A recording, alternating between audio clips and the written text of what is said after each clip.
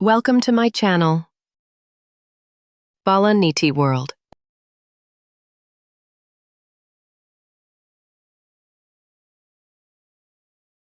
Hello అండి, అందరూ ఎలా ఉన్నారు? నా పేరు రేఖ. అదిగో అక్కడ వస్తున్నాడు కదా, తను నా హస్బెండ్. తన పేరు మహేష్. ఈ రోజు మా ఇంటికి ఒక స్పెషల్ గెస్ట్ రాబోతున్నారు. మీరే చూడండి. ఏంటి రేఖ, ఎవరో స్పెషల్ గెస్ట్ అంటున్నావు? ఎవరు వస్తున్నారు? మా బావ వస్తున్నాడండి. అదే ఫారెన్ లో ఉంటాడని చెప్పా కదా, రవి బావ. అతనికి నేనంటే చాలా ఇష్టమని చెప్పాను. అతనే మహేష్. వీడెందుకు వస్తున్నాడు ఇప్పుడు? ముందే బావా బావా అని చంపుకు తింటుంది. ఇక వీడింటికొస్తే నా పని అయిపోయినట్టే. నాకు చాలా సంతోషంగా ఉందండి. ఎన్నేళ్ళయిందో మా బావని చూసి.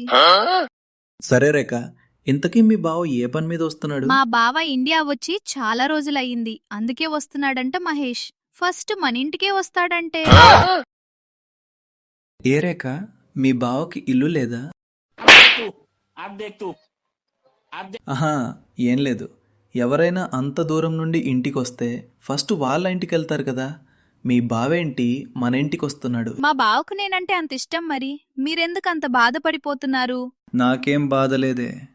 కాల్తున్నట్టుంది. సరే, నాకు ఒక 5,000 డబ్బులివ్వండి. నేను బ్యూటీ పార్లర్కి వెళ్ళాలి. हे प्रभु, हे हरि राम कृष्ण जगन्नाथ प्रेमानंद, ये क्या हुआ?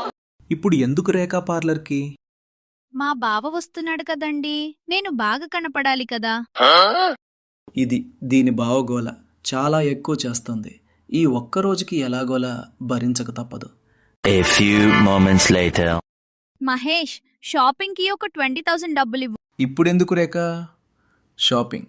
మా బావ వస్తున్నాడు కదా, కొత్త బట్టలు కొనుక్కోవాలి. ఒక 10,000లో ఒక శారీ కొనుక్కుంటాను. నీకు మంచి బట్టలు చాలానే ఉన్నాయి కదా రేఖ.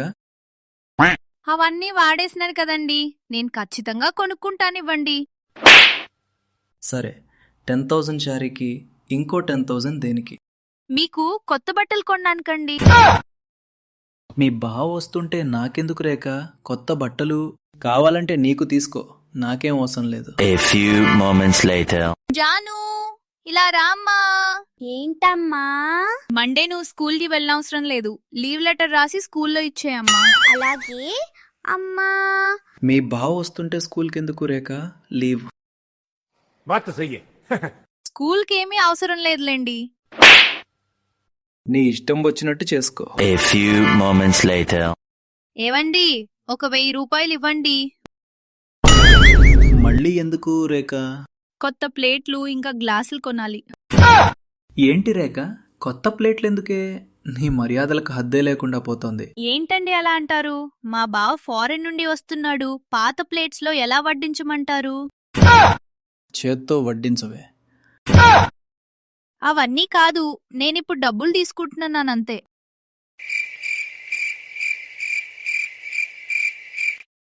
A few moments later. ఏవండి, ఇంటికి పెయింట్ వేయించాలనుకుంటున్నాను. పెయింటర్ని పిలిపించండి. हे प्रभु, हे हरि राम कृष्ण जगन्नाथ प्रेमानंद, ये क्या हुआ? పిచ్చి బాగా ముదిరినట్టుంది. రేఖ, నువ్వు చాలా ఎక్కువ చేస్తున్నావు. పెయింట్ లేదు, ఏమీ లేదు. నోరు మూసుకుని లోపలికి వెళ్ళు. A few moments later. Hi బావా, ఎలా ఉన్నావు? ఎన్నాళ్ళైంది నిన్ను చూసి. హాయ్ రవి, రండి ఇలా కూర్చోండి. अच्छा, బావా, చాలా సంవత్సరాల తర్వాత వచ్చావు. కనీసం వారమైనా ఉండాలి, సరేనా? వారం రోజుల నా పరిస్థితి ఏంటో నాకే అర్థం కావట్లేదే. లేదు రేఖ, నాకు ఇంపార్టెంట్ వర్క్ ఉంది. నేను వెంటనే వెళ్ళిపోవాలి. ఏంటంత ఇంపార్టెంట్ వర్క్ బావా? రాక రాక వచ్చి అప్పుడే వెళ్ళిపోతా అంటున్నావు. నీతో మాట్లాడాల్సిన విషయమే రేఖ, కొంచెం పర్సనల్గా మాట్లాడాలి. హా, సరే బావా. A few moments later.